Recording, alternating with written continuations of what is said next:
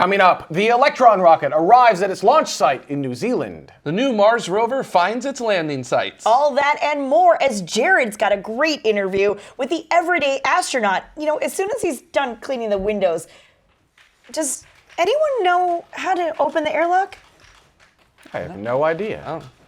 Oh. Good morning. How's everything up in the sky?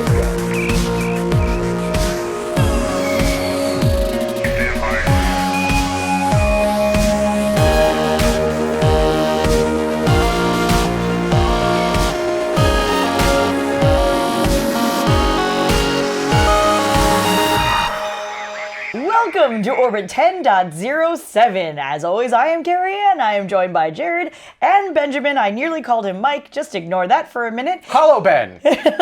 Won't do that. And I've got a Dada behind me and some other various things going on. Hello, Dada. Hi, Dada. He needs like a sign that he can hold up that says Dada. Bing, Dada.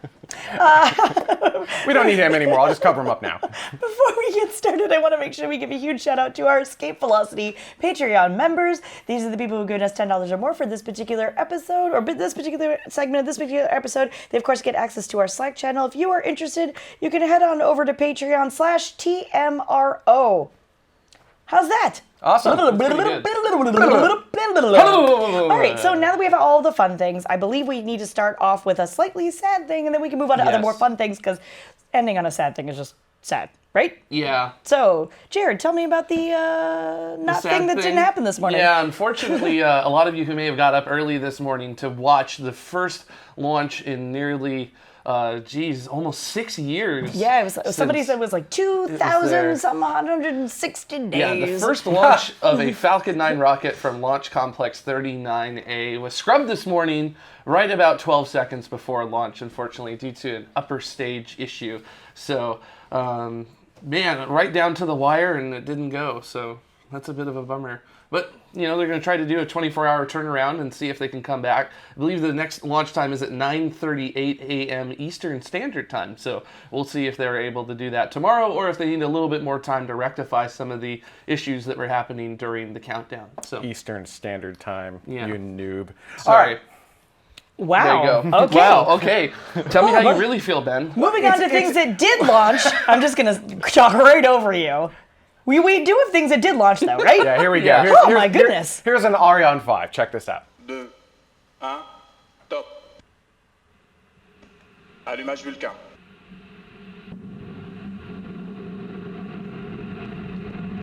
Allumage UAP, décollage.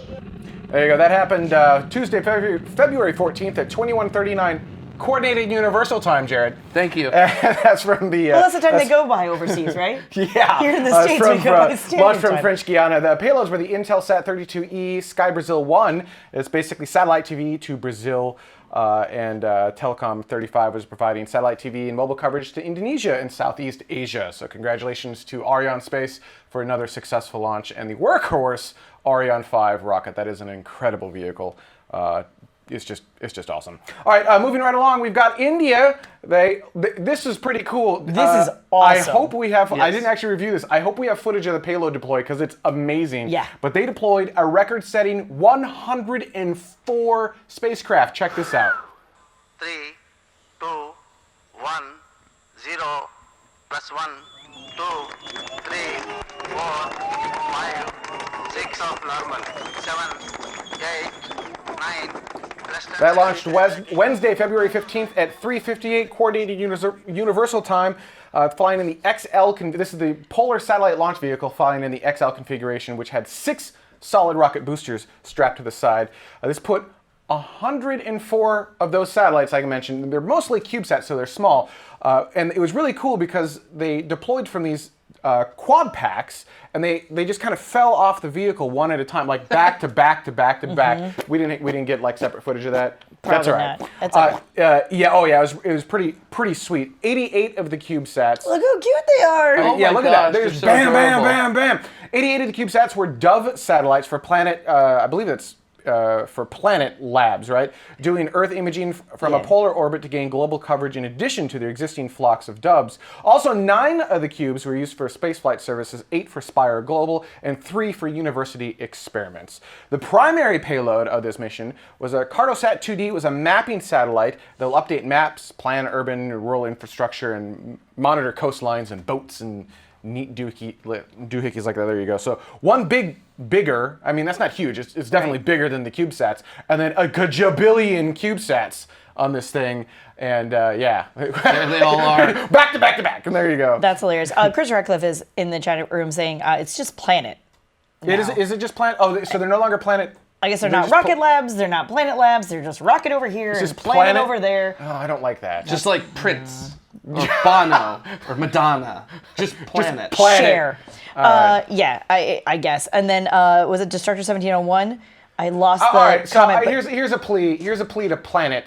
Don't do that. Planet Labs was pretty cool. That one worked. But just not Planet. That's confusing. It's worse than Planet Labs. This is my plea. Please do something else. What if it ends up becoming Dwarf Planet? What if it gets demoted? Then I'll just refer to them as Planet Labs like I do with Pluto. I refer to Pluto as Planet Labs. Doesn't make sense. Ouch. Yeah, 1701 says, yeah, my nephew said the deployment looked like it was, quote, pooping satellites. It did. You know, I'm sorry that we don't have that. We fail. I'm sorry. But if you YouTube probably Planet deployment or see, that sounds really weird when you say it like that. That is bizarre. Yeah. It's on YouTube, and if I think of it, I'll put a link to it in the show notes so you guys can watch it. It is really, really awesome looking. It's just, blop, blop, blop. And the vehicle's still moving away from the Earth, so you see the Earth getting smaller as all these satellites are deploying. I love how there's like that cluster of them in the background, and you're still seeing them come out, and you're like, when is this going to stop? Yeah. Like, that's a lot of satellites. So we may not have that video, but Jared and I just mimed it for you. So I feel like that's a close second. It's probably better that way. Let's be fair. Okay, so Jared, let's talk about Mars. Should I mime this story or? Interpretive dance. Interpretive dance. Interpretive dance. All right, so we're going to Mars, where actually flung some water around there. Fantastic. So there was a conference last week where a group of scientists at the Jet Propulsion Laboratory came together and they determined, or essentially narrowed down the landing sites for the next Mars rover, the Mars 2020 rover. So they went from 8 landing sites to 3 landing sites, with the rover expected to launch in July of 2020 and land in February of 2021.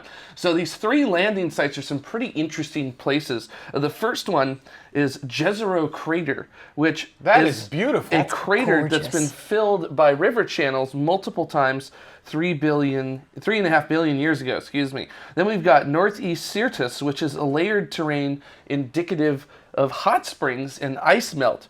And then after that... Wow. Wait, these are actual images? These are not real color. Okay, that makes more sense. That's can't be right. This color's added in to kind of give you the geological variance that's in that area. So. Right, because that would be incredible. But the previous one, that was also false color? Yes, that was also a little false color, not completely false color. All right. A little bit. They're false still beautiful. Color. Yeah. This next one though is actual color of the Columbia Hills, which is another area, which is the 3rd and final area, which is where hot springs in a shallow lake. It's also the most disappointing image of all of them. But what's so cool about this image is that it was taken by Spirit, one of the Mars exploration rovers. And actually, one of the ideas is that if the Mars 2020 rover lands at the Columbia Hills in Gusev Crater, they actually might drive it to Spirit to take a look at it and inspect it. So that was one of the ideas that they were talking about. Are they going to put a little broom on it to dust off the solar panels? It's dead, Jim. So I don't think there's anything they could do about that. Maybe Sad they could Trumbo. Really? Because Spirit went down because the solar panels basically. Well, one of the problems with Spirit is it got stuck. Sure. And then the angle that it was stuck at did not allow it to receive as much solar electricity as it needed. And it's coated in like Martian dust now, right? There's also that. But if we were able to get the photovoltaics, the solar panels working again at the sun, Wouldn't that Potentially. maybe boot it back up? You could. It's been sitting there extremely cold for a very long time. Just saying, Watney might need it. If I remember Yeah. correctly, there's also 2 drive wheels that are broken and 1 steering wheel that's broken. Yeah, Yes. so you might not be able to move it anywhere, but you might be able to get it back online and do something Use it with as like a weather station or something like that. Yeah, maybe. That would be All pretty right. cool. Well, the Mars 2020 rover's landing sites are going to be narrowed down over the next few years, so they'll eventually pick one of those 3, but they're going to be doing very intensive studies of these landing sites. Now, the rover is going to be designed off of Curiosity. It's literally going to be a clone of Curiosity, just with different instruments and different wheels on board of it. And some of those instruments, my personal favorite is that they're going to have 30 test tube size containers to store potential sample return samples. So Sample return samples. sample return samples. So that's very, very exciting if you ask me. So can't wait for that rover to go, although we've got some time to wait for that rover to go. So All right. very cool stuff. There should be an online poll. Ben, Yes. speaking of Rocket Lab, Planet Labs, Oh, well, that are just now just so I'm not powering sure Rocket this and company might be Planet. known as Rocket now. Yeah, But that's what I'm saying. Rocket Lab, it's lab singular, I believe. I always say Rocket Labs. It's Rocket Lab. They have their Electron rocket, and that Electron rocket has reached their launch site in New Zealand. Actually, the fun thing is this is the first launch site in New Zealand at all. So step up your game, Australia. And Yeah, totes, right? burn. What's up with that? the Electron rocket is one of 17 small sat launchers in development worldwide. Actually, one of 17 or more. There's 17 that we are aware of. I think there are actually more than 17. As I mentioned, privately owned launch site in New Zealand and the first launch site in New Zealand. It's going to be pretty awesome. Actually, Dada, I think we have a picture. -3. I'm sorry, I didn't give you the. So there it is in the hangar. It's so pretty. Yeah, isn't that gorgeous? Yeah, That's it's all super sleek That is looking. all carbon composites. That entire vehicle, tip to tail, carbon fiber basically, carbon composites. It's a 2-stage rocket. It uses liquid oxygen and RP1, so it's a Keralox rocket, and it can lift about 330 pounds into orbit. About 311 miles above Earth. That's 500 kilometers. And there you go. Look at how gorgeous that is. That's their launch site. That's very cinematic. Now, this is false color, right? It is not. This may be my favorite new worldwide launch site because of how gorgeous it is. I don't know where they took that picture, if that was done with a drone, but I'm hopeful that they can get a camera there for live It's launch like coverage. Vandenberg, but better. Check this Yeah. out. One factoid I forgot to mention is their engines. They're 3D printed. There are 10 of them on the vehicle, and Rocket Lab makes those engines as well. Nice. So their engines are 3D printed. They got 10 of them. They're the Rutherford engine. Oh my God, this is awesome. So they are getting ready to launch this rocket. There will be 3 test flights before they will actually launch customer payloads, and they have so many customer payloads. They're booked for like 2 years straight or something. Wow. Something insane like that. Yeah, I mean there is high demand for a Good. launcher in this class. Good. And in this stuff. class, it's about $5 million to get it, to buy the. It starts at $5 million. I believe that gets you a good chunk of the rocket payload. I don't know. They have a configuration tool online. I don't remember how much that gets you, but yeah, this is. Mini Storage brings out another interesting thing. They use an electric turbo pump. So instead of doing these big, huge, complex things, they can it's just an electric motor. They can ramp up or ramp down, right? Nice. Like innovative, simple, neat, just clean, easy technology on these things. That's Good. awesome. This is my favorite new startup space like launcher right now. It's Yeah. like they're this close to launching. It's real. There's hardware. They got a launch site. I am super duper ultra excited for this to actually launch, and it's in New Zealand, so you get these just epic cinematic views Yeah. from the launch itself. Maybe Peter Jackson will film I it. hope they live webcast that. I think it's going to be awesome. Yeah, Peter Jackson. Can they bring Peter Jackson into the live webcast it? That would be kind of cool. That would be sweet. He'll do high frame rate. And it would last like 3 days. It'll last 3 days. It's fine. I'm okay Well, with that. it will be a test flight, so that's very possible. That could be a thing. Oh, yeah. Yeah, That's about awesome. that. All right, Jared, speaking of group effort. Yes, there has been an incredible study that was just released this week. Launching from Middle Earth, says Nice. Don't go into a polar orbit because you just, don't go to, because you can't simply just launch into more. Anyways, One does not simply make a polar orbit. Yes, go on. Anyways, now that we've got that out of Yes. the way, a group effort to find exoplanets just recently announced some of its, or recently released some of its data. Just recently, my gosh. We're all a little tired. Yeah, so we're all sorry. a little bit out of it. Jared, Yes, okay. So 20 years of survey data was made public, but a statistical analysis by the University of Hertfordshire massaged that data to find exoplanets in it. Now, this was using the Keck telescope in Hawaii, and they used 61,000 individual measurements of 1,600 stars to find over 100 exoplanets via a method known as radial velocity. So to better explain radial velocity, imagine a planet going around its star, and that planet's gravity actually will pull on the star. And the star will actually do a little bit of a circle as it goes around. Now we can detect down to about 30 feet of wiggle from that star. So it's kind of just like a ice skater with another partner ice skating, and when they start spinning around each other and they're holding hands, the one in the middle doesn't stay straight in the middle. They kind of make a little loop around, and we're measuring that little loop that the host star of the exoplanet is making just by detecting that movement, and that's what we call the radial the movement velocity. of the star itself. Yes. And Because then it seems like 30. You said 30 feet. about 30 feet. That seems like a lot of movement. That's the most sensitive that we can get down to right now. So I know, but 30 feet seems like a lot. 30 Is it feet not? does seem like a lot, but it actually isn't very much. That's for like Jupiter, 1.5 times the mass of Jupiter-sized planet. Okay, So that's how much. yeah. I assume it depends on the distance to the sun as well. yeah, that star. helps as well. So yeah, but they use this Learning method, things. which is not a primary method of finding exoplanets, to find over 100 of them in data that's been previously released. So just surprising news that you were able to go back into the data and From just how work far with it. away? Someone mentions 30 feet from light years away, Cape something.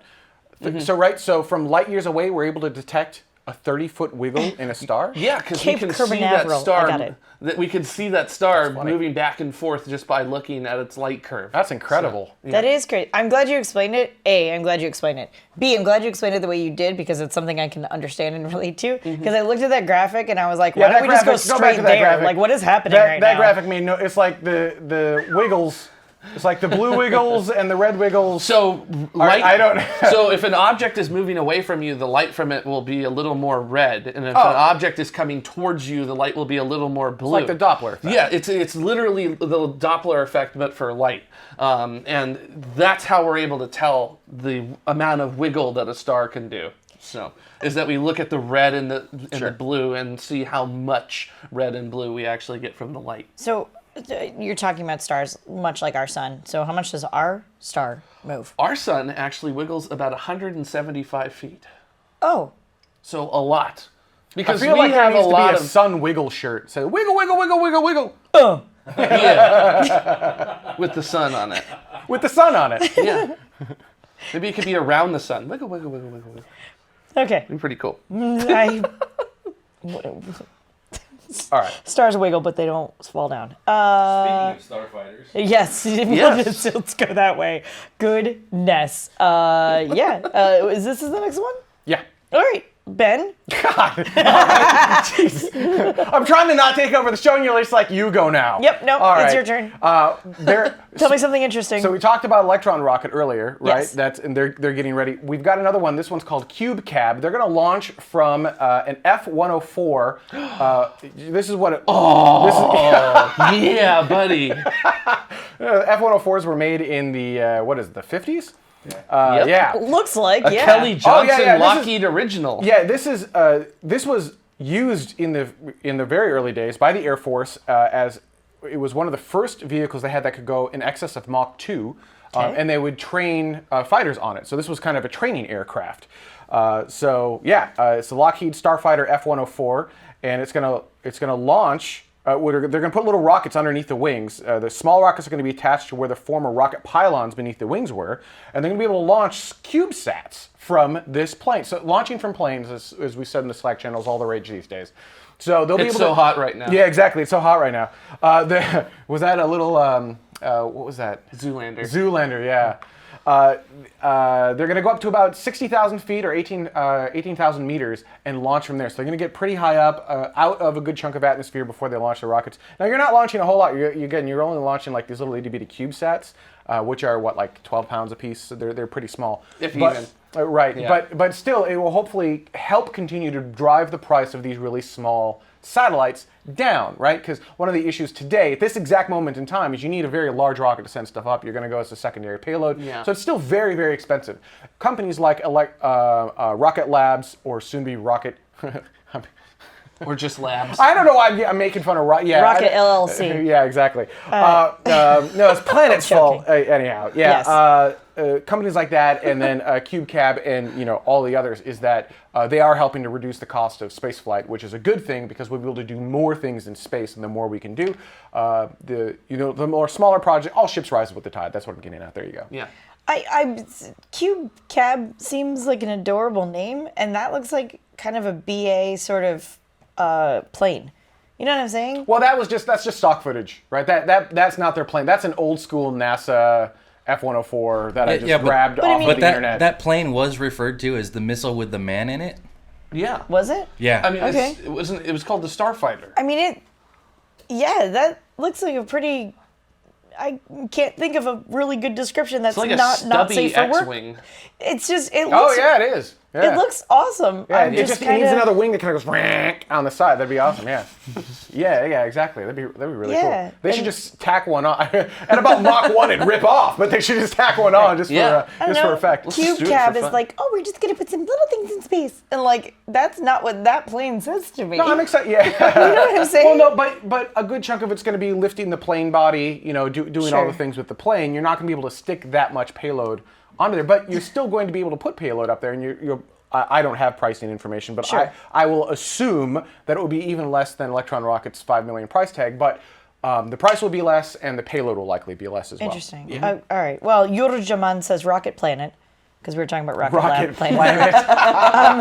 And Lars von Braun said it was also called the Widowmaker.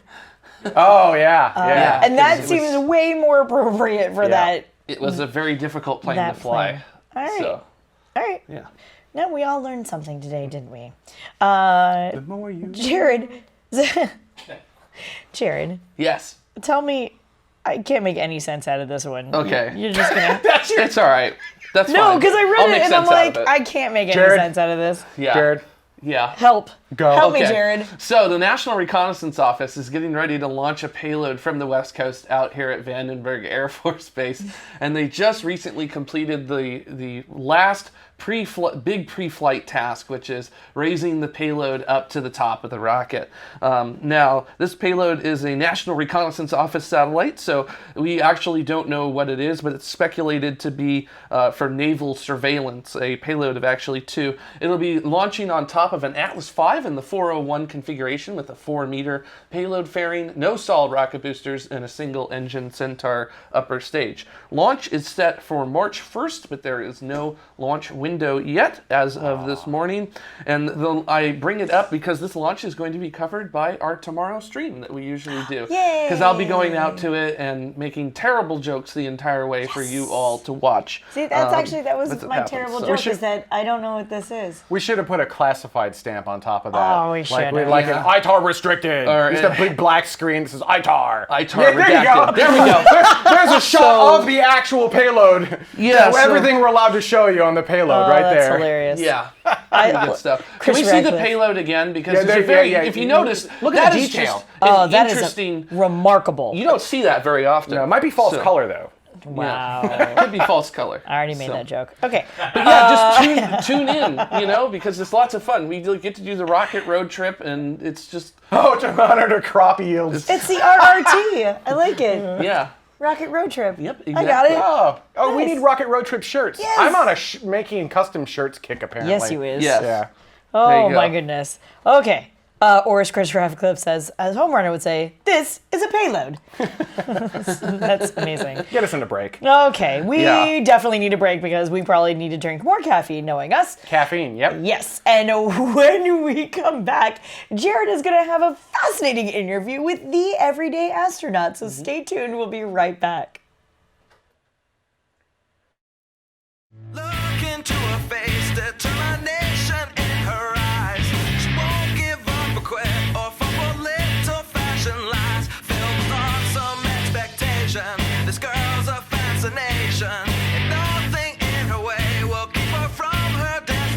attention, 'cause she's fire walking. She's fire walking. When it's hot, she keeps on moving. Through the heat, keeps on improving. Yeah, she's fire walking. She's fire walking to be free.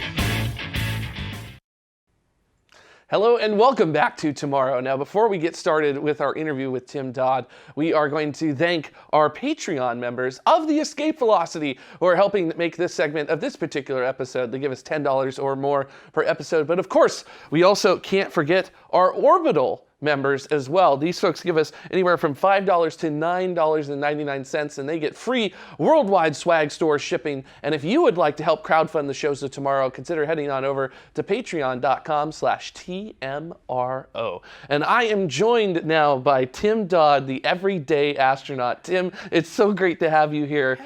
And you're our first in-studio guest, too. Yeah, apparently I made you guys build this whole thing. Yeah, you're the reason that we built this. So that's the reason that Dodd is not sleeping. Exactly, me too. So what do you know?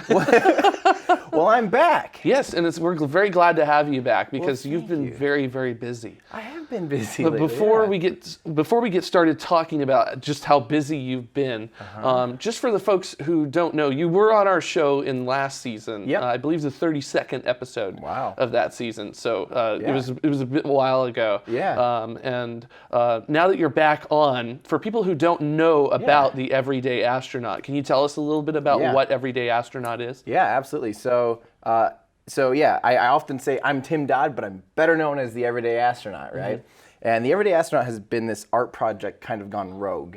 And now it's become a vessel of science communication and spaceflight advocacy. And so for the last 9 years, though, I've been a professional wedding photographer. And that was great. You know, it took us kind of all around the world and a lot of cool opportunities. But what my clients often didn't know is I actually had my spacesuit in the trunk of my car when I would show up to their weddings. And after the wedding, I'd like drive around looking for cool opportunities to shoot in a spacesuit. And so since then, it's become just kind of it just keeps taking up more and more time, more and more effort. And it's just kind of a passion project that I can't stop doing. And it keeps getting more and more ridiculous, I guess, yeah. So how did Everyday Astronaut actually get started? Because there's got to be an origin story to this. It's like the superhero myth, you know, there's an origin story to it. Well, it started with a coffee shop and a laptop. Okay. And a website.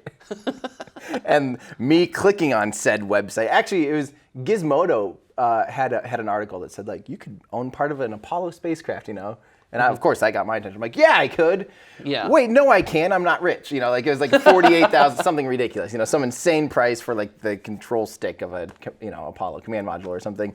But that got me on their website that had like 800 space things. So I ended up at some point buying a Russian VMK like 14-3 or something high altitude flight suit that looks kind of a lot like the space shuttle pumpkin suits. You know? Yeah, the advanced crew escape system suits. Exactly. Yeah. So people just assume, it looks good enough for the everyday person, and I'm an everyday astronaut. So, what do you do as the Everyday Astronaut? It's ever changing.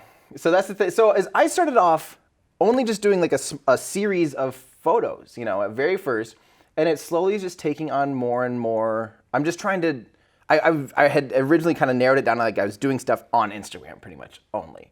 And then I was putting things on Reddit and things like that, and that was doing well to help me get more Instagram followers. But I realized I got smart at the age of almost 32 and decided that I figured out, here's a little secret, not everyone in the world is on Instagram. Oh, that's a big deal. That's a deal. I figured that out. My crack team of investigators figured that out for me, and they said, Tim. So I'm working really hard to produce other content, cross content. I'm finally things like I had dragged my feet to even have Twitter. I had dragged my feet to have a Facebook page. I had dragged my feet on YouTube. All these things, and I really regretted that later on, And so finally, I'm producing a lot of content on other things, just to make myself and the mission of Everyday Astronaut to inform everyday people with fun, funny, and factual content. I finally am cross-platform all over the place, just. Especially trying to reach the younger audience, especially trying to reach elementary, junior high school kids that are still trying to kind of figure out what their passions are. Yeah, and what's so cool about you is that you've done a lot since our last interview. So what is some of the stuff that what are some of the highlights, or just, you could even tell us everything you've done since the last time you were here. Well, one time I ate. Let's see. It's okay. So since last time I was here, let me think about this. So it was right after IAC is when I came. I was down at IAC. Yes. And in that whole thing, I was actually here in California for a wedding. And that's the first time I kind of met up with all you folks. Yeah. And since then, let's see. Oh man.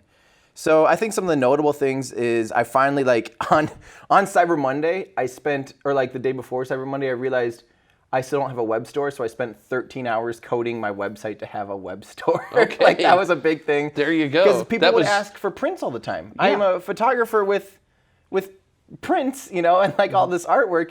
Yet I didn't have a way for people to purchase them. Yeah. And so I finally do have it. Here we go. Yeah. Yeah, there's your web store right there. Everydayastronaut.com/shop. I actually have all my pictures up, so people can buy that. I have T-shirts and stickers and all that. Not stickers, actually. I have stickers in person, but not on my web store. Oh, so don't go there for stickers. Okay, go to you personally find for me. stickers. I'm the sticker store. That's the only way to get them right now. You stalk me enough, and you'll get a sticker. Oh, that's a bad thing to tell. Yeah, people. I don't know if I'd recommend that. So we did that, and then CNN did an article recently, which was great. Yeah, I read that. I was looking at the front page, and it said Everyday Astronaut. I was like, wait a second, I know that guy. You do know that guy. Yeah. Well, that was great. I've been excited that I've had just kind of some little snippets here and there that are continuing to kind of pick up steam, and I'm really trying to reach beyond. I don't think a lot of my initial audience understood that I am a huge spaceflight fan. I know this stuff inside and out. It's not just me being silly with a spacesuit. Especially for the past 3 or 4 years, it's been me obsessing over this stuff. It's not, some people are like, oh, I love space. And you're like, yeah, what do you love? Aliens. And I so love Saturn. That's what they say. You know what I mean? Then you're like, oh yeah, what do you like? But did you like the space shuttle? And they point to a Saturn V. Like, yeah, space shuttles are cool. And you're like, no, come on, bro. Yeah, do you even know what that is? Do you space, man? Do you even space? And so I think that's kind of been part of the thing is actually using regurgitating information down for people. Because there's a lot of stuff it's so funny. So I'm doing public speaking now. So I'm going to schools. I'm going to different companies. I recently spoke at a certain company that I love that I don't know if I can talk about. All that sort of stuff. So schools, it's a lot of fun to show elementary school kids and high school kids, show them what's happening in spaceflight. They don't even know. They just think, I still get the question, didn't NASA get canceled? Yeah, I hear that a lot too. And I feel like it's just kind of been my duty. I've kind of become a space evangelist of sorts, to go out there and get people excited about what's going on. But there's a lot of stuff. We all know this. I think everyone here and watching this show, we are the ones that know this. And for whatever reason now, it's just kind of taken. That's been my mission now. Is get people excited. So as a science communicator, what are some of the challenges that you have that you experience in doing that? Because I kind of work with it up at Griffith Observatory. Yeah. But what are some of the challenges that you deal with? Well, I'd say the real challenge right now is obvious misinformation, and conspiracy theories. Yeah. And having people not fall into the trap of, or I guess it would be making sure that people are finding facts in a scientific manner. Being scientifically literate enough to be able to separate, science and fiction, or science and conspiracy or whatever.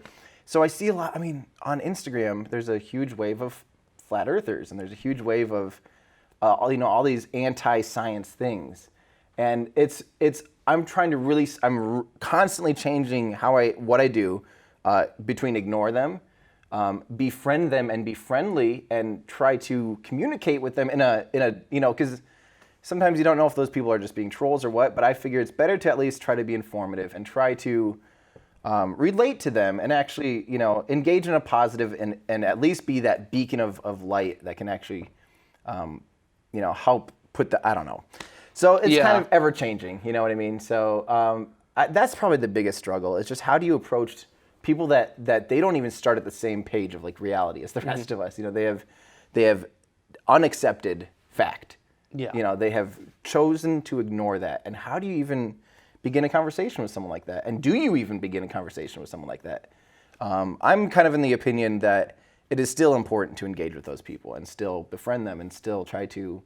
A really perfect example is there's one kid that that is now a friend of mine that tunes in all the time to my live streams, and his hashtag was something conspiracy, and all this stuff was conspiracy, and he started just asking just random questions like, do you believe in aliens, all this stuff. And instead of me ignoring him and being like, dude, and I'll gladly answer things about aliens and stuff like that because it's a valid question, of course. That's what's the biggest question probably of our entire humankind. That is the ultimate question. That is the ultimate question. As an astronomer, that is the ultimate question. Yeah. So why would I slough that person off and be like, oh, kid, like it's not about aliens. You know what I mean? Because it is kind of about aliens, but let's put that into context for them. And so I started getting him excited about like, well, here's some of the things we're trying to do to listen and see, if there is life out there. And now that kid, comes to me with spaceflight questions like, hey, what, you said something about Gemini. What was it about how the Gemini capsule, they were trying to land it? I tell him about like the parafoil on Gemini and stuff. Just cool things like, and he keeps coming back. And all of a sudden his name has changed on Instagram from something conspiracy to, I think it's like Mercury or something, like space history related. And I'm like, I think I helped him. I helped him channel that energy of wanting to learn into something what I feel like is productive, and at least that's like the only good example of that, that I can think of. But I think it's important not to ignore those people looking for answers because the answers are more fascinating than the conspiracies, Yeah. So yeah. And, what's so cool is that you really work within an area known as STEAM. Yes. So, there's STEM, Yep. science, technology, engineering, mathematics, and then there's STEAM, which I prefer, honestly, which is science, technology, engineering, mathematics, or art and mathematics, Art and mathematics, yes. So you've got the art aspect of everything in there. Yep. How important is putting the A in STEM to make it STEAM? I think for me personally, it's basically everything because I didn't do well in academia. As far as going to school, I wasn't a very good student. I loved learning things, but I had to do it attached to a drawing pad growing up, and now I do it through the lens of a camera, like that's my expression and like I grew up playing music. And so those are my outlets, and so as someone that wants to still participate in everything, that's going on, I find that outlet to be as important for me as anything else. And I think the big thing is there's a lot of kids out there that maybe think it's a this or that. I'm in band, I can't be this, or I'm an artist, I can't be into this. These are different things. And even, when you get to it, I think athletics is another thing that's important to remember. Like A could almost stand for athletics because a lot of people think, oh, I'm a football player, I'm a dumb football player. They get that stigma. Yeah. I can't be a rocket scientist. Well, why not? Why can't you be athletic? Yeah. And this, and so I think it's just that sense that this is for everybody. Education is education. And how you get to that point and your path, it might come through a different avenue. It might come through art. It might come through music. It might come through movies. It might come through science fiction, And I always say that art can inspire science and science can inspire art. They're very back and forth. And so I've just been doing, for me, that's been my outlet, and I want to make sure kids that are aligned with me too, that are artists, they don't feel left out of the, they understand they can participate too. Yeah, and with that aspect of it too, with the art involved in it, there's a lot of sort of outsider feelings, I guess, with the way that comes. So what are some things that someone who maybe not is in the industry, like in the actual spaceflight industry or like as an astronomer or something, what are some things that they can do to actually help out that industry? Because you seem to be very well adept at helping out spaceflight and getting the knowledge out there to everybody, but you may not necessarily be someone considered in the spaceflight industry or however you want to put it. Yep. So I would say the biggest thing that people can do is not be, I think especially with older generations, it's uncomfortable to put yourself out there on social media. It's uncomfortable. It seems conceited, especially if you're someone you've been spending 11 years researching some quantum quark, blah, blah, blah, blah, right? The last thing you're probably going to do is go post about it on Instagram. Yeah. The last thing you're probably going to do about it is go most tweet, of the time we don't. Right. Yeah. It's not like, because it's, I don't know, you're operating in a different mode of operation almost of like research, and that's the most important thing, which it is. But the other part of that, I think, is that's just as important in a different aspect is making people aware of the hard work and what you're doing, the cool things that you're doing. So even if it's, maybe it's not you talking, like maybe it's not an astronomer talking directly to the public, but finding someone that, there's like people that paint cool things and like inspire, like directly working with other artists, be like, hey, I'm working on this. I would love to explain this to you as this. Or I've seen someone that took, they took the mathematical equation from something, and they turned it into music. They took all the nice. numbers, and they wrote sheet music out of it. And then that became a big way to express what that scientist was working on, like, I don't know. So making yourself out there and available, but you don't have to be the artist, so it's okay as a scientist. It's just sort of this, like, there can be a really good relationship there. And I think sometimes art and communicators should be connecting directly with scientists to even get it beyond to the totally average person that, so I always say too, everyone loves space, they just might not know it. Yeah. And so you just have to get them at where they're at. So if they're at the point of laughing at poop jokes and someone in their underwear, then that's what I'm going to do. I mean, NASA had a poop challenge. Yeah, so exactly. That's a perfect area for poop jokes. Yep. And So- if it's they think, slapstick humor, if that's what it takes, that's where we go, And I just think it's important to go to where people, and that's why I've been stretching my comfort with live streaming. I always thought that was. It feels narcissistic to me to be like holding a camera. Hey guys, And what's up, everybody? Yeah. Like, hello, everyone. Welcome to my show. I'm here. It's so great right now. It still feels, quite ridiculous to me. But I realize it's not for me. This is for the 13-year-olds that are on Instagram. This is for the college kids that are on Twitch, in between every single class. This is for those people to reach them. It's not about. Yeah, I think that's kind of the mode switch that's only happened in the past like 3 or 4 months for me, that I'm really realizing this isn't about what I'm comfortable with, It's about how do I reach a new audience? How do I reach new people in that sense, Yeah, and kind of talking about that, not necessarily just reaching an audience, but actually reaching out to scientists and artists. How do you feel is the best way for like a scientist to approach an artist? Or what would be a really great way for an artist to approach a scientist? Oh man, I would say through your work. So again, if you're a scientist and you are passionate about your work, and you have seen someone else's work online, on Twitter, on whatever, on Instagram, like there's someone that makes these really cool like drawings of spacecraft, and they turn it into these whole comic series, and she's been talking directly to people because her work is out there.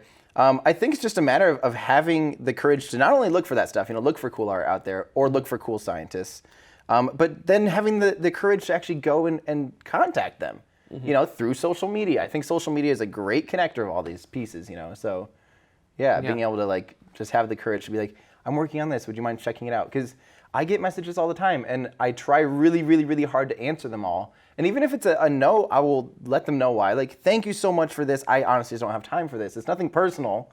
It's just that, I love when people do reach out, because that's what it's about. That's what I'm here for. That's what you guys are here for as communicators. Absolutely. You are here to communicate. So have the courage to reach out. And if you're a scientist, have the courage to reach out to an artist. If you're an artist, have the courage to reach out to a scientist. So what are some upcoming projects that you're working on as Everyday Astronaut? I still have a shot. So I've said that I will stop doing Everyday Astronaut when I run out of ideas. And I still have like a list of 20 pictures that I need to take. So it's just kind of like a weekly thing. And so I'm spending this year really trying to make it down to more and more launches, to actually be live on site, which is hard because I live in Iowa. Yes. And it's a 2,200 mile drive, which I tend to drive because of all the gear involved. And so I'm trying to do more of that, more YouTube content. I've been doing YouTube videos. I'm trying to keep nice. Either I do, here's a fun one. I'm live streaming every Photoshop I do. Oh. So when I am Photoshopping an Everyday Astronaut picture, I 100% live stream that on Twitch. That's typically on Thursdays, Thursday afternoons, Central. And I try to, whenever I do a Photoshop, I do it live now. And then I post that on YouTube later. Just as a way for me, even to reach people that are interested in Photoshop, that have no interest in any of this stuff, but then they hear the chat room and all the stuff talking about like, hey, you should add this or this. And we have conversations on screen about spaceflight, or about whatever we're working on. So that's definitely a big one. just more of that. And then I'm really trying hard to produce nice, tight, simple little videos that people can show to kids. I did this one recently about SpaceX landing rockets. I kind of called it SpaceX. In my head, it's like SpaceX meets the little engine that could. And trying to tell it as a story that literally a 7-year-old could sit and just 100% engage in and take away from it as simple as humanly possible, in a storytelling fashion. Yeah. So that's what I have been doing, and what the next year. And so I've given myself 2017, and my wife has graciously given me 2017 as well. We've talked about this a lot. I'm only doing 2 weddings this year. Last year I did 15, the year before I did 22. So I've been kind of ramping down, and I still don't know how Everyday Astronaut is going to be a career. I have no idea. I don't know. I have, a web store that brings in like $50 a month maybe, and I have Patreon, which is helping a lot. But it's not really a job yet, but sometimes you got to just carve your own path. And so I'm committing 2017 to just doing everything I possibly can. And I've so far been working like 10 to 12 hour days most of the time. So it's not like even though I'm backed off on my other work and focusing on this, it's still a lot of hard work. Yeah. And it's just sort of seeing what sticks, sort of in a sense, in 2017. The hard work's paying off, seeing you everywhere where you've been. So that's pretty. And hopefully it that's just pretty keeps amazing. going. The idea is, it perpetuates. If one thing happens, that leads to the next, that leads to the next. The more you can do out there, the more you can put out there, it just kind of keeps going. So. If people want to get more information on you, where can they go? Yeah, so everydayastronaut.com has a nice, simple write-up of everything. That's where my shop is. So my shop, my kind of a little video about me, some of my other, just everything pretty much there. And from there you can find links to Patreon, you can find links to my Instagram, to my YouTube channel. It's everything in my life is whatever you're trying to do / Everyday Astronaut, except for Twitter. Because of course, Twitter's handle limit is like 11 characters or something. Yes. So on Twitter, I'm Erday Astronaut, which that works. Sort of. That'll definitely work for the high school crowd. Yeah, I'm super. That was I'm going for the gangsters. Erday. Yeah. Well, there you I go. don't know. The OGs. Yeah, the OGs. I'm trying to reach that crowd specifically. So Excellent. Everywhere else, YouTube, Everyday Astronaut, Patreon, Everyday Astronaut, Twitch.tv / Everyday Astronaut. Everything is nice and simple except for Twitter. All right. Now, I got to ask these final 5 questions because we just asked these final 5 questions to every guest. Absolutely. They're general questions, no right or wrong answer. Yep. When you were last on, we didn't have this. So you had these one are, of them. Oh, we had one of them? Okay. Yep. We had one. So now but we've I got think my 5. answer may have changed. Okay. So Okay. Well, let's go ahead and get this started. Moon or Mars first? I'm 100% in the direction of whichever happens first is the best. Okay. Because we just got to keep moving. Whatever gets us out of low Earth orbit. Okay. That's 100% my answer. Sounds good. Would you go? I'll wait until it's like super routine, until it's like, hey, I'm getting on this cruise ship real quick. I'll be back in a week, Mom. No big deal. But at this point, it's still pretty, I'll wait. I'll wait until it's like. A little too dangerous at the moment. I'm not like an explorer. I'd want to be a total tourist. Okay. That's a way to work it. Yeah. So, when do you think humans will first land on Mars? I think by 2030. It might be December 21st, 2029. But I really think that footprints will be on Mars by 2030. Okay. Because I feel like there's a big push. It is. There's It is. it's happening. There's a big motivation to do it too. So it's gonna happen. Yeah. Yep. When do you think humans will set foot on the moon again?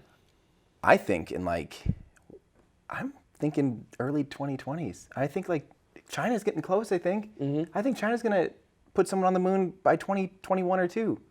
Okay. I think potentially, depending on what this administration ends up doing, they have a chance to have the whole, a whole other moon landing again in 4 or 5 years. So if they want, they have the capability, SLS and, Falcon Heavy and some other hardware that could do that. So they just need to say it, make it happen, and it could make it so. 4 or 5 years. Yep. Yeah. And the final one, why space? Because space is universal. Space is for everybody. It's kind of that sense that as soon as you get off the planet, you realize that is all of us. There's no borders, there's no boundaries, there's no, race. It's just Earth. And so we're all in that together. Space is for every single human to explore, Yes. And it's the great combiner. And I think my favorite thing still is that literally will get me teary-eyed is thinking about how, Apollo and Soyuz first docked, even though we're still in the midst of being enemies. that's what space is. It's the unifier. It's the great unifier. So Yeah. that's why space. It's universally loved by everybody. Yes. So, Yep. yeah. All right. Yeah. Well, Tim, thank you so much for coming on the show thank you today. for We having me appreciate again. it. Yeah. And especially coming back again and updating us and letting us know all the new stuff that you're doing. It just seems like you are on your way to making it. And it's going to be Thank pretty you. awesome watching this journey with you. Well, I'll here. come back anytime I'm in town because I think you love should. guys. I think Yeah. you should. And you And- guys keep up the good work. Yeah, well, thank you. And we're going to go to break. But as we go to break, we're going to show your video, your SpaceX video for break. So let's go ahead and go to break. And when we come back after the break, comments from you.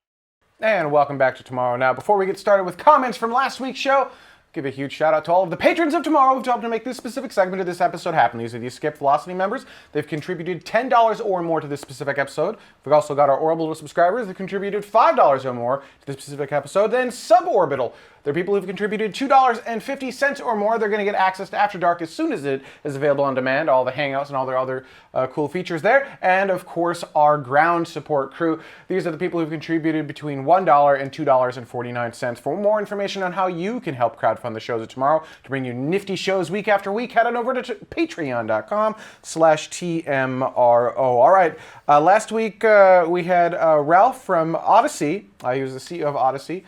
And talking about some space-based communication options, which I'm a little sad I wasn't able to be here for, because that's one of those things that I'm really, really interested in, specifically like TDRS replacements, the Tracking Relay Data Satellite System, and then the Deep Space Network, you know, kind of creating a private company for things like that, and, you know, getting these communication networks up in space so that we can, you know, when we put humans on Mars, we have a comm network for humans on Mars, because you're going to want your internet and things like that. Exactly. So that was last week's show. Capcom, Give me some comments.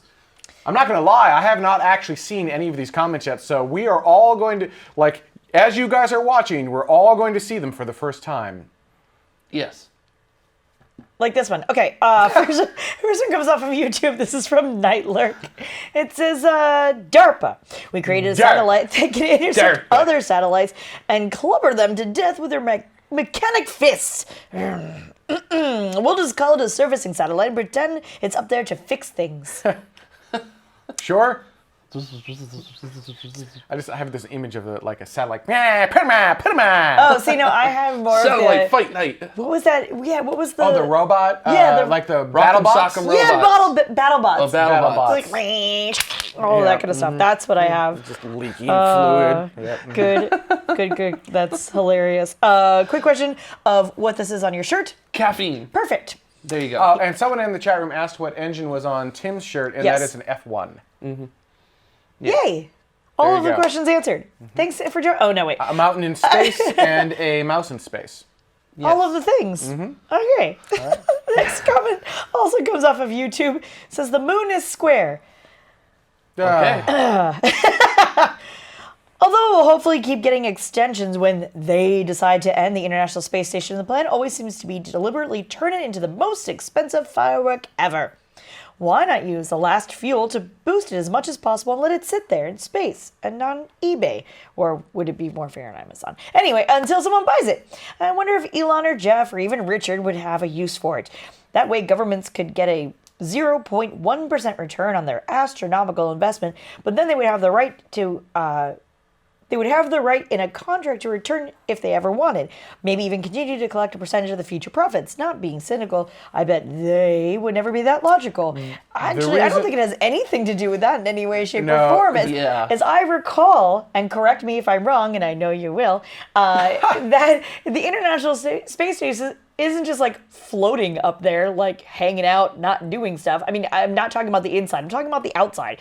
That it's not just floating there, that it's continually ever so slightly falling back down to Earth. And you need somebody or something up there to kind of keep boosting it up back into the orbit. That's correct. Right? So in order for our humans and all of our experiments to not be the most expensive firework ever, it's an interesting way of putting that, there's active work that needs to be done to keep it sort of afloat, if you will.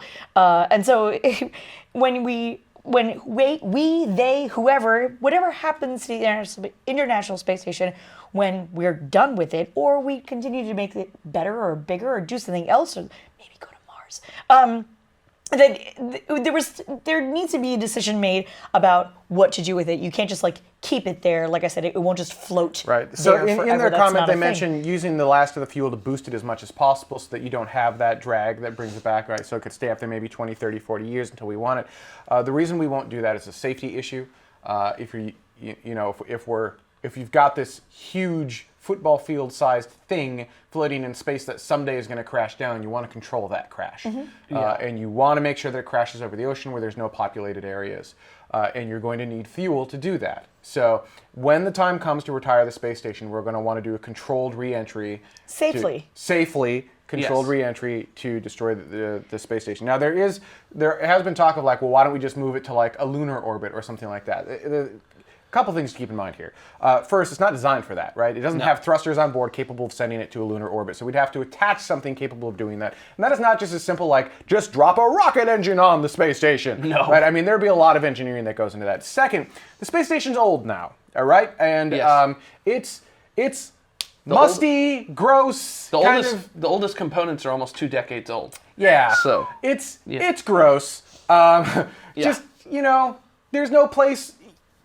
It's just gross. And, you hear stories of, like, Mir when they were bringing that back down, and there was, like, mold behind the walls, and it was nasty. I'm not saying there's mold behind the walls in the space station, but I'm not saying that there's not mold behind I'm just saying, it's got a little aged. It might be time for something new and shiny and awesome. That's not to say we need to deorbit it now, but... when it is time to bring the space station down, it does need to be controlled. It does need to burn up. That's how that's. Is that like having to replace your mattress every 20 years? Yeah, kind of, right? And then you pull back the covers of your mattress, and you're like, ew. Ew! Nasty. I mean, I'm not like that because my mattress is pristine and That's fine. because you just Of bought course. it. No, that's because you sleep on the couch. That's because I sleep on the couch. Yeah. All right. Next up, Capcom. Oh, this comment also comes off of YouTube. This is from Rye on Ham, Hi, Rye. as opposed to Ham on on Rye. Rye. There we go. I see what you did there. Ah, Ben didn't for a second. He was like, oh, Ryan, got it. Anyway, did Mr. Ewing address the encryption and security of their system? I would be interested if this is military or NSA grade. National Security. No. Administration. Administration. I was like, think office. that's what it does stands not. for. I don't. Okay. Did you guys talk? I don't. Or National remember. Security Agency? He So, did I say can't that they had quite a few different kinds of customers, and that they wanted it to be something along the lines of like a dial tone in space, almost like an internet service provider, but for anybody, right? Yeah. So I imagine that they had. Did he address that? I don't actually. I don't recall. think we actually did Yeah. talk I don't about think it's that. relevant. I think that's a layer too high, right? So if he's just providing the bits back and forth, the encryption would happen on the ground. You know, he did say something along those lines of like, we don't know what your stuff is. We kind of don't care. We're just going to make sure it gets from Yeah. here to there. Yeah, I don't, the encryption happens at a layer above this. So they're sure it can be encrypted. I'm making assumptions here, but I assume it can be Right. encrypted. It can be in the clear. It's whatever I you assume- decide to do. I assume. Yeah, I was going to say. I assume the customer is the one who encrypts. That'd be correct. So whatever they decide to do with their it's just radio repeaters, right? So it's whatever you want. It's just a bunch of radio waves moving back and forth. All right. It is radio, right? It's not like it's radio. Yeah. Yeah. Thank you, National Security Agency. I would always screw up on the 8. Yeah. Okay, next comment comes off of YouTube. This one is Stand for Liberty. In the near future, when people are living and working in cislunar space, what's cislunar space? That's the space around the moon. Okay, thank you. Space junk may very well become a valuable resource. I imagine people controlling space junk and salvaging it for its raw materials. Think Sanford and Son in space. Maybe, but Oh, that I is mean, such an old reference. Does anybody even know what that is? What is that? Sanford and Oh, Son. Do you no. wait, Really? do you Are you sincerely not know? serious? what I Sanford and actually Son- don't know what Sanford All right, and Son is. that's because so. you're too young. That's the problem. Anyway, Wait, you know what Sanford and Son is, right? yeah, okay. Okay. I assume it's a sitcom. Yes. yeah, Okay, hang on. I just have to know. Hang on. Yeah. I'll be. All right. You guys, we're does asking our everyone live out audience. here? Ben's does taking the everyone out poll. here know what Sanford and Son is? I'm not that young. Yes. No. Oh, dang it. I love it. So the Hang on, general I have consensus to go is through the airlocks. Hang on. the There we go. most people do here that are live in our studio, and some don't, and that is kind of okay. It's kind of funny when you think about. I feel as though nearly every sort of slightly more gritty sci-fi show that I've seen lately, there's always somebody who's collecting some sort of space junk, whether legally or illegally. I don't know. I just feel like that's always built into sci-fi kind of I stuff. get it, but the stuff is moving really fast. It's expensive at the moment. Yeah, I don't see the benefit of doing that as opposed to just mining it where you're at. I guess. Maybe. I'm not seeing it. I mean, there might be a reason for it someday. I guess if you're going to the moon, just grab what you need from the moon. If you're going to Mars, just grab what you need from Mars. You don't need to try to catch this little thing in space going 22,000 miles an hour. Exactly. Yeah, I suppose, but I mean, I guess if we figure out how to mine asteroids, we could also figure out how to catch Yeah, but space junk. the relative velocity of when you get to the asteroid is... Yes, but... Okay, so... The amount of material at the asteroid is what... Substantially I more, suppose. right? There's Yes, the significant. asteroid we want to visit that's worth $10 quadrillion or whatever it is, or Yes. 10,000 quadrillion dollars or some Psyche. ridiculous number. Yeah. Yeah, and Also, the purity, too. Yeah, space That pirates. material is much more pure than you would find here on Earth. It's just Yeah. in a bit more diluted. Space Pirates. Space pirates. I feel like that's yet another shirt. That's Space pirates. Space Pirates. Yarr! that's hilarious. Yar. In any case, You need like a Space Pirate shirt, like a line art face of me going, Yarr! no, let's not do that. Yeah. Yeah, and it's an interesting idea, but I just I don't see the I value don't- in it, yeah, I guess. it- Other than just clearing up space junk, which I think is just a thing that we should do. You know what I'm saying? I guess, yes. I mean, There's ways to do it from the ground with big lasers. There's also the variety of materials. So if you go to an asteroid or whatever and you're mining the metal that comes off of it, maybe it's conductive, maybe it's not. Is it as good as copper? Could you use the copper in a defunct satellite to make something new? There's plastics, there's composites, there's gold, platinum. all sorts of materials that you put into Yeah. all these vehicles that you could then separate and use to make other things in other vehicles. I guess platinum? I don't disagree with that. I guess what I disagree with is the amount of effort required to go get those things is greater than the amount of effort to figure out how to just manufacture those on the body that you're already on, be it the moon, the body that is not Earth, be it the moon, Mars, wherever. So maybe not, but there are certain things that you're not going to be able to recycle very easily, such as carbon composites. Reusing those and other. I mean, you can to a point, but anyhow. Yes. Okay. I think the real takeaway is instead of making space junk, let's just not put up space junk anymore. Let's just recover everything. Yeah. Let's not throw our rockets away. Let's just recover all of the stages. Let's recover all of the things. Let's just not leave stuff in space. That's the best way to do this. The way to do it. That's the way. Yeah. Don't Clearly. litter, people. Stop littering. Or you leave everything in space and have a Sanford and Sons reboot. Well, actually, leaving everything in space. I'm trying to remember the theme song. I am too, and I'm only coming out with Benny Hill, which is really terrible. Me too. You all know what Benny Hill is, right? Yes. Okay. Yeah, all right, I do know. Just get a little Sorry, scared you're right. there. You're right. Yakety sax. Yeah, that's right. I forgot. All right. Anyway. Okay, moving on. Cool. So next comment actually comes off of Facebook, you guys. What? What? Facebook? What? And we actually take comments from all over the place. Actually, and we've got, I forgot who's working on our Facebook page now. Cool. I'm a terrible human being. Probably yes. Kyle? Space Kyle, yeah. Working on our Facebook page, and he's doing a fantastic job because I suck at Facebook. So thank you, Space Kyle, for taking care of all of our Facebook needs so that I don't have to. You suck at most social things. So it's I okay. suck at all social things. In person and online. Yes! All of them. Wow. All of them. Yep, all right. Next. Wowee. Okay, the comment from Facebook comes from Nick Santos, saying, excited to see the Planet Labs constellation of 88 satellites launching soon. This is a great demonstration of the power of nanosats, daily imaging of the Earth at 3 to 5 meter resolution. Or is it 3.5? 3 to 5. 3 to 5. This is a nice option since QuickBird's orbit decayed in 2015. I think I'm going to refuse to call them planet. I think I'm just going to, much like I refuse to demote Pluto, I'm not going to call Planet Labs planet because it's not correct. So just because they say this is a thing that's correct doesn't mean it's right. Well, So I mean, if just Planet like- Labs is a planet, then so is Pluto, so there. Boom! Yeah, so anyhow, yep. I win. Anyway, next comment comes off of YouTube while Jared thinks of a good comeback. He's Actually- you can see the wheels go. I'm going to say this. Yes. Last week, I actually was at a lecture that Dr. Alan Stern gave. Yes. And he might have changed my mind. Oh my god! Oh my god! Okay, we gotta save that for After Dark. Oh, we need to get into After Dark. Yes, that last comment. Oh, I'm so excited. I'm so excited. Dodd is laughing too hard to press buttons, There's a apparently. planet. So, this last comment comes off of YouTube, appropriately named ADD Dude. It says, your format works for non-space geeks. Up until now it did. Note that I didn't scream it, even though it was in all caps. Love how you guys keep improving and growing. I've been with you since just before the Space Vidcast to Tomorrow change. This episode was one of the first I convinced my girlfriend to watch with me. Hello, girlfriend.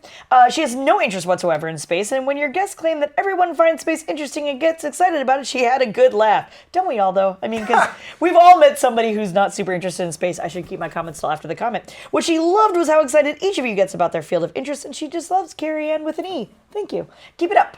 She did this. You didn't see it did. on camera. She went, I did, because I was super excited about it. Yeah. But we have been married for way too long. Way too long. Way too long. I think, so, pointing out a specific part of this, which is not everyone's interested in space, and then she had a good laugh. I actually do think that at a very deep-rooted level, everyone, like 99.9999999% of the planet is in fact interested in some aspect of space. Maybe it hasn't been presented to you in a way that you find interesting, right? Or maybe you haven't found that thing that does interest you, but there is so much amazing and incredible stuff out there.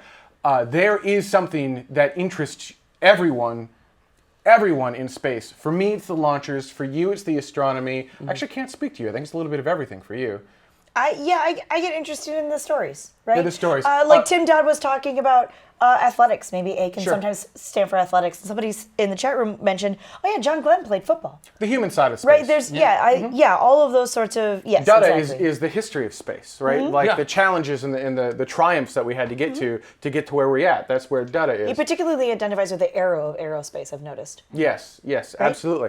Everyone has their thing, but that's just what I just described is just the tip of the iceberg. So what we try to do, poorly, is expose everyone to maybe a slightly different part of space or something that interests you. And if you're not interested in space, or if you know someone who claims that they're not interested in space, that just means that they haven't found it yet. They haven't found that thing that really excites them out in the cosmos, but it is there waiting for them. So rather than mock them or rather than belittle them, I encourage everyone to help them find that thing. This is like a motivational speech. Now, help them find that thing. Go ahead. There's enough space for all of us. There's enough space for everyone. That just warms the heart. But help them find it. Help them find that thing, because using this phraseology again in the show, all ships rise with the tide. The more people we can get excited about space and exploring the cosmos and going out there and expanding the reach of humanity, the more we'll be able to do and the better we'll become as a species. Because I do firmly believe that the more people we can put into space,